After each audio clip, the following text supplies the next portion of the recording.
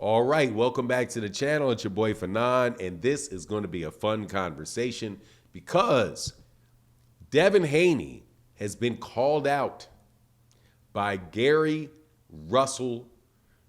You know Gary Russell, the undefeated Gary Russell, the 17-0 Gary Russell, with 17 knockouts Gary Russell at 140 pounds, who talked exactly about his opinions of Devin Haney and why Devin Haney, what he would do with Devin Haney and what is wrong with Devin Haney as a fighter.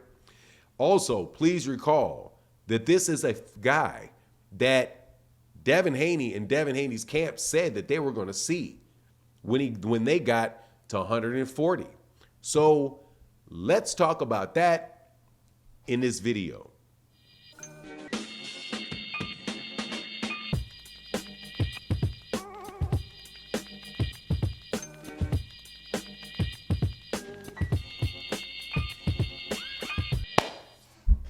All right, welcome back to the channel. It's your boy Fanon, and in this video, we're going to be in the 140-pound division where one of the best young fighters in boxing, Gary Antoine Russell, speaks out about Devin Haney's fight with Regis Prograis, gives his opinion on it, and we are going to remind you that this is a guy that Devin Haney's team said that they were going to be fighting at 140 pounds, and they should have no choice but to fight at 140 pounds, seeing as they were talking so much stuff about Gary Antoine Russell's older brother, who is significantly smaller than Devin Haney and has significantly less power than Gary Antoine Russell does.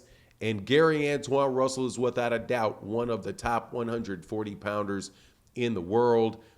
But before we get into it, let me welcome you back to the channel. If you are new to the channel, please accept my invitation to hit the subscribe button, hit the bell icon so you can be notified of when we release more videos.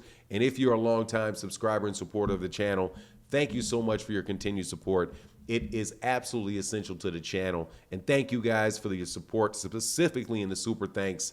It means so much. But let's get into this because I've been waiting to have this conversation for a long time. Gary Antoine Russell is somebody that I like as a young fighter. He is an undefeated fighter out of Washington, D.C. He's 17-0 and 17 knockouts and has some very good names on his resume. And those people that are on his resume are all on his resume by way of stoppage. Specifically, he has beaten Ranzis Bartholomew and by knockout. And he also is the only person to ever knock out Victor Postol. He is a southpaw fighter like his brother, Gary Russell Jr., the famed 126-pound former champion, one of the best featherweight fighters of this century, easy, who had been ridiculed and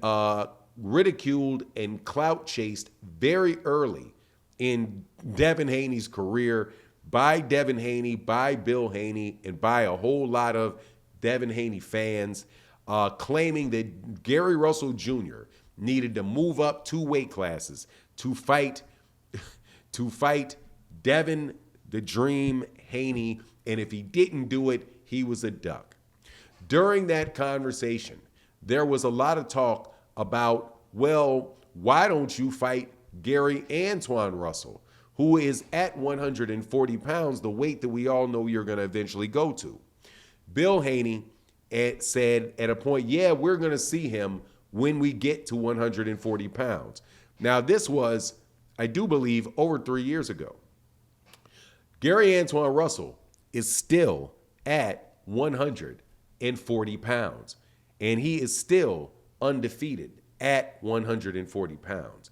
And he still has a 100% knockout percentage at 140 pounds.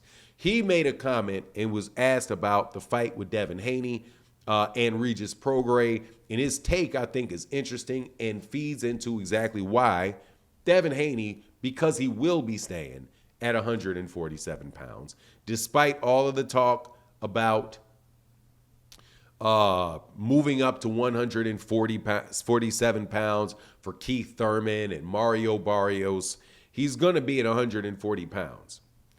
And that's how I see it, at least.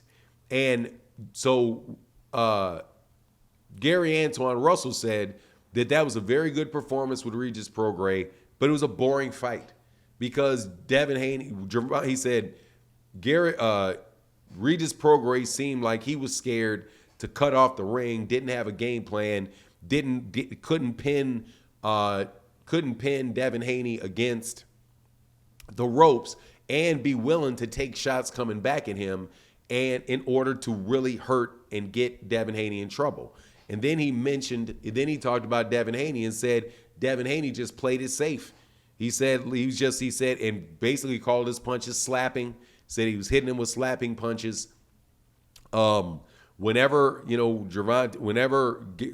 Regis got close, he would either grab him or swing out, move away, get off the ropes, and just box his way to a win. And said, look, man, I don't have to come anywhere near this guy. But he said, here's the problem.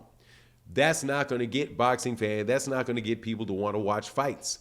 People want to watch fights when you're out there trying to take a risk and trying to get a guy out of there. And specifically talked about how the way that Devin Haney fought was really bad for boxing because people would rather see an MMA fighter, a guy like John Jones, go break somebody's arm in the UFC than watch Devin Haney circle around somebody in the ring for 45 minutes. And also said, like you actually, if you really want to entertain people and give people your money's worth, you got to take a chance out there and try to give those people a show. And that's not what Devin Haney did. Now, and so he's wondering, why wouldn't that be the case? Now, that's why I say I want to see Devin Haney in there with more guys like a Gary Antoine Russell, somebody that is going to push the fight, somebody that is going to be able to, if Gary Antoine Russell is able to do it, people are going to have to bring that out in Devin Haney. And I said it before, I'm going to say it again, the fact that Devin Haney did not go for that knockout, really go for that knockout, affects him because he was on a stage where if he would have knocked out Regis Prograis and we'd be able to see these highlight reels of them waving the fight off or him out cold on his feet or them, either throwing the towel in, something like that. If you would have been able to see that, then people would have been like, man, okay, well, his next fight is going to come. I can't wait to put my money on it. Let me see the next fight. But Devin didn't step on the gas. Meanwhile, you got guys like Gary Antoine Russell, where the more that he fights, and now he's definitely not fought for a world championship yet, you get him in the ring with a guy named like Subriel Matias, and that's why Gary Antoine said that he wants to fight Subriel Matias, because he said, man, when I fight with Subriel Matias, I know Subriel Matias is going to bring the fight to me. He's going to be trying to get me out of there. I'm going to be trying to get him out of there, and that's going to be a fantastic fight. I think that those type of fights, those with guys with those type of attitudes, are really going to make the fight something where whoever wins that fight, people are going to want to see him again. I don't think that it is, as far as what increase the interest of boxing fans in fights, is just to play it safe. And the thing is that there are boxers that can get you out of there while they're still playing it safe. Terrence Crawford, I think, is somebody like that, and Floyd Mayweather Jr. definitely is somebody like that, where, man, he's hitting somebody like Arturo Gatti with triple left hooks, right? And he's stopping them. But he's not taking unnecessary chances. He's just so good inside and out that he can let those punches fly, still slip the stuff coming back, and give you the exciting show, but still be cranking it at only 85% as far as and not taking it on the chin a bunch of times, right? So anyway, I certainly hope that we can get that type of matchup with Gary Antoine Russell and Devin Haney, or Gary Antoine Russell and Subriel Matias. I would throw Richardson Hitchens in there with Gary Antoine Russell. But I think that type of fighter is really necessary to keep the sport of boxing interesting for a lot of people. But anyway, that's my take on the matter.